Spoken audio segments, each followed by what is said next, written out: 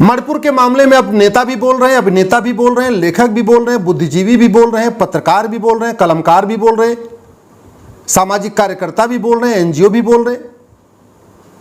क्या मणिपुर में आग आज लगी है क्या? अप्रैल में पूरा मणिपुर जला है। अप्रैल में वहां पे जो मितेई हिंदू हैं उनका घर जलाया गया, उनका मंदिर जलाया गया, उनका मठ जलाया गया, उनका जो रहने का आसपास का जो पूरा मकान था उसको जलाया गया, उस हिंदुओं की दुकानें जलाई गई, बहन बेटियों के साथ बलात्कार हुआ था अप्रैल में, लेकिन कोई नहीं बोला। पूरे मई में मितेई हिंदुओं के साथ वहां अत्याचार हुआ, उनका घर जलाया गया, उनकी दुकान जलाई गई, उनको मारा गया, बलात्कार हुआ, उन्होंने घर से पलायन किया, तब भी कोई नहीं बोला। पूरे जून में हिंदुओं के साथ अत्याचार हुआ, अपना अपना घर छोड़ के भाग गए, सैकड़ों लोगों की हत्या हो गई, तब भी कोई नहीं बोला। जुलाई में अब आज 20 जुलाई हो गई है, तब नेता भी बोल रहे हैं, अभिनेता भी बोल रहे हैं, लेखक भी बोल रहे हैं, बुद्धिजीवी बोल रहे हैं, और सब कह रहे हैं कि जिसने रेप किया है उसको फांसी दे दो, उसको सजा दे दो। मैं आपसे पूछता हूं, जिस बहन के साथ, बेटी के साथ रेप हुआ है, उस बलात्कारियों को फांसी होनी चाहिए, लेकिन क्या उन दो बच्चियों का वीडियो आया है, उनके बलात्कारियों को फांसी देने से मणिपुर की समस्या खत्म हो जाएगी क्या? बलात्कारियों को फांसी देने से मणिपुर की घुसपैठ खत्म हो जाएगी या मणिपुर के घुसपैठिए भाग जाएंगे? बलात्कारियों को फांसी देने से जो मणिपुर में नशे की खेती होती है, अफीम की खेती होती है, वो बंद हो जाएगी क्या? बलात्कारियों को फांसी देने से जो मणिपुर में धर्मांतरण का धंधा चलता है, पूरा का पूरा मणिपुर जो है, वहां पे क्रिश्चियन मिशनरीज ने वहां पे एक तरीके से पूरा हाईजैक कर लिया सिस्टम को, क्या धर्मांतरण रुक जाएगा? क्या बात कर रहे हैं? आज 3 महीने बाद नींद जागी है, सब लोग कह रहे हैं फांसी दे दो, फांसी दे दो, फांसी दे दो। फांसी देने के बाद न मणिपुर में हिंसा रुकी है, न आगे रुकेगी, न वहां धर्मांतरण रुका है, न धर्मांतरण रुकेगा, न घुसपैठ रुकी है, न घुसपैठ आगे रुकेगी। बलात्कारियों को फांसी देने से ड्रग स्मगलिंग नहीं रुकेगी। बलात्कारियों को फांसी देने से वहां जो हथियारों का इतना बड़ा कारोबार होता है, इतने एडवांस वहां पे राइफलें उनके पास हैं, पूर्वोत्तर जो मणिपुर के अलगाववादी हैं, जो क्रिश्चियंस टेररिस्ट हैं, उनका हथियार खत्म नहीं हो जाएगा। इसलिए मैं फिर आपसे निवेदन करता हूं, ये जो भाषणबाज आ गए हैं बीच बीच में, जब सब दुनिया भर की बातें कर रहे हैं, इस पे नहीं, आप जरा गंभीरता के साथ सोचिए। जब तक घुसपैठियों को फांसी देने के लिए कानून नहीं बनेगा, घुसपैठ को राष्ट्र की सुरक्षा के लिए खतरा घोषित नहीं किया जाएगा, घुसपैठियों के ऊपर एनएसए नहीं लगेगा, घुसपैठियों के ऊपर यूएपीए नहीं लगेगा, घुसपैठियों के ऊपर गैंगस्टर एक्ट नहीं लगेगा, जब तक घुसपैठियों की 100% प्रॉपर्टी जब्त करके उनको आजीवन कारावास या फांसी की सजा का कानून नहीं बनेगा, तब तक घुसपैठ खत्म नहीं होगी। घुसपैठ खत्म नहीं होगी तो मणिपुर में शांति नहीं आएगी। जब तक धर्मांतरण कराने वालों की 100% प्रॉपर्टी जब्त करने का कानून नहीं बनेगा, धर्मांतरण को राष्ट्र की सुरक्षा के लिए खतरा नहीं घोषित किया जाएगा, धर्मांतरण कराने वालों पे एनएसए नहीं लगेगा, धर्मांतरण कराने वालों पे यूएपीए नहीं लगेगा, धर्मांतरण कराने वालों के ऊपर देशद्रोह का केस नहीं चलेगा, धर्मांतरण कराने वालों पे इंडियन पिनल कोड का सेक्शन 121 वेज वॉर धारा नहीं लगेगी, तब तक धर्मांतरण नहीं रुकेगा। जब तक धर्मांतरण नहीं रुकेगा तब तक मणिपुर में शांति नहीं आ सकती। जब तक ड्रग स्मगलिंग को भारत की राष्ट्रीय सुरक्षा के लिए खतरा नहीं घोषित किया जाएगा, ड्रग स्मगलर्स को फांसी देने का कानून नहीं बनेगा, स्पेशल ड्रग के लिए स्पेशल कोर्ट नहीं बनेगी, ड्रग स्मगलर्स के ऊपर यूएपीए लगा के एनएसए नहीं लगाया जाएगा, जब तक ड्रग स्मगलर्स की 100% प्रॉपर्टी जब्त करने के लिए कानून नहीं बनेगा, उनको आजीवन कारावास फांसी देने के लिए नहीं बनेगा, तब तक मणिपुर शांत नहीं होगा। क्योंकि मणिपुर का मेन धंधा है अफीम की खेती, वहां अफीम की खेती चल रही है, वहां पे म्यांमार के रास्ते से वहां पे अवैध हथियार आ रहे हैं, म्यांमार के रास्ते से वहां रोहिंग्या आके बस गए हैं, जबरदस्त वहां घुसपैठ हो रही है, पूरा वहां मिशनरीज धर्मांतरण करा रही है। जो वहां पे मितेई हिंदू रहते हैं बेचारे, वो कितने बचे? 45% के आसपास हो गए। जहां 80% हिंदू थे मणिपुर में, आज 42-45% हो चुके हैं। तो समस्या का स्थायी समाधान उन बलात्कारियों को फांसी देना नहीं है। फांसी होनी चाहिए, लेकिन इस समस्या का स्थायी समाधान नहीं है।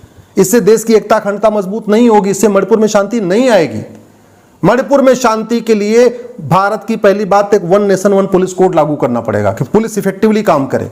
जैसे यूपी में पुलिस बुलडोजर लेके घूमती है, जैसे मध्य प्रदेश में पुलिस बुलडोजर लेके घूम रही है, ऐसे ही मणिपुर की भी पुलिस बुलडोजर लेके घूमे, वहां के घुसपैठियों का घर गिराए, मिशनरियों का घर गिराए, धर्मांतरण कराने वालों का घर गिराए, ड्रग स्मगलर का घर गिराए, तब खौफ पैदा होगा। इसलिए one nation one police code चाहिए। मणिपुर के जो अलगाववादी यहाँ पे इतनी बड़ी उनको फंडिंग आ रही है, वो फंडिंग वो अपने आप तो बताएंगे नहीं, तरीका क्या है, नार्को पॉलीग्राफ ब्रेन मैपिंग कानून बनाना पड़ेगा। जो वहां पे मणिपुर में अलगाववादी उनको पकड़ पकड़ के उनका नार्को टेस्ट करना पड़ेगा, पॉलीग्राफ करना पड़ेगा, तब वो बताएंगे कि उनको फंडिंग कहां से आ रही है, हथियार कौन दे रहा है, पीछे उनके कौन सा गैंग है, चाइना उनके पीछे है या यूरोप उनके पीछे है या खाड़ी देशों से पैसा आ रहा है, कहां से उनको इतने हथियार आ रहे हैं। तो नार्को पॉलीग्राफ ब्रेन मैपिंग कानून बनाना पड़ेगा। 1 घंटे के अंदर FIR दर्ज करने और एक महीने के अंदर जांच पूरी करने के लिए कानून बनाना पड़ेगा, पुलिस चार्टर लागू करना पड़ेगा। साल भर के अंदर सजा 100% सबको मिलना शुरू हो जाए। जुडिशियल रिफॉर्म करना पड़ेगा, जुडिशियल चार्टर लागू करना पड़ेगा। नहीं तो जज क्या करते हैं, जिधर से पैसा मिलता है उनको तारीख पे तारीख देते चले जाते हैं। न्यायपालिका में इतना भ्रष्टाचार हो चुका है कि अगर बड़ा वकील हो जाए, ढंग से खिला पिला दे पेशकार को और वहां पे नीचे स्टाफ को, तो तारीख पे तारीख मिलता रहेगा, कोई दिक्कत ही नहीं है। भ्रष्टाचार खत्म करना पड़ेगा। अगर वास्तव में मणिपुर को अपने भारत से जोड़ के रखना है, मणिपुर को बचाना है, मणिपुर की संस्कृति को बचाना है, मणिपुर की भाषा को बचाना है, मणिपुर के तीज त्योहार को बचाना है, मणिपुर के रीति रिवाज को बचाना है, तो one nation one tax code लागू करना पड़ेगा। One nation one tax code को लागू किए बिना भ्रष्टाचार खत्म करना नामुमकिन है, और भ्रष्टाचार को खत्म किए बिना देश में शांति नामुमकिन है। घुसपैठिए घूस दे के आते हैं, चाहे वो बांग्लादेशी घुसपैठिए हो, चाहे रोहिंग्या घुसपैठिए हो, चाहे वो असम में जो घुसपैठिए आ रहे हैं, या बंगाल में जो घुसपैठिए आ रहे हैं, या चाहे मणिपुर में घुसपैठिए आ रहे हैं। 2000 रुपए बॉर्डर पे देकर अंदर घुस जाते हैं, 2000 में राशन कार्ड बनवा लेते हैं, 2000 रुपए में ड्राइविंग लाइसेंस, 3000 में ड्राइविंग लाइसेंस बना लेते हैं, 2000-3000 में बर्थ सर्टिफिकेट बना लेते हैं, 10,000 रुपए खर्च करते हैं पासपोर्ट बनवा लेते हैं, 10 से 20,000 रुपए में 5-5, 6-6 डॉक्यूमेंट बनवा लेते हैं। जब तक भ्रष्टाचार को देशद्रोह घोषित नहीं किया जाएगा, जब तक घुसपैठियों और उनके मददगारों की 100% प्रॉपर्टी जब्त करने के लिए कानून नहीं बनेगा, जब तक घुसपैठ को राष्ट्र की सुरक्षा के लिए खतरा नहीं घोषित किया जाएगा, घुसपैठियों पे NSA नहीं लगेगा, जब तक घुसपैठ को देश के खिलाफ एक युद्ध घोषित नहीं किया जाएगा, और इंडियन पिनल कोड का जो सेक्शन 121 है, वेज वॉर, कि देश के खिलाफ जो युद्ध करे उसके खिलाफ सेक्शन 121 लगता है। ये घुसपैठिए क्या करने आ रहे हैं, देश के खिलाफ युद्ध करने तो आ रहे हैं। तो ये जो मणिपुर में घुसपैठिए आए हैं, जो बंदूक लेके घूम रहे हैं, इनको ऊपर सेक्शन 121 क्यों नहीं लगा रही सरकार?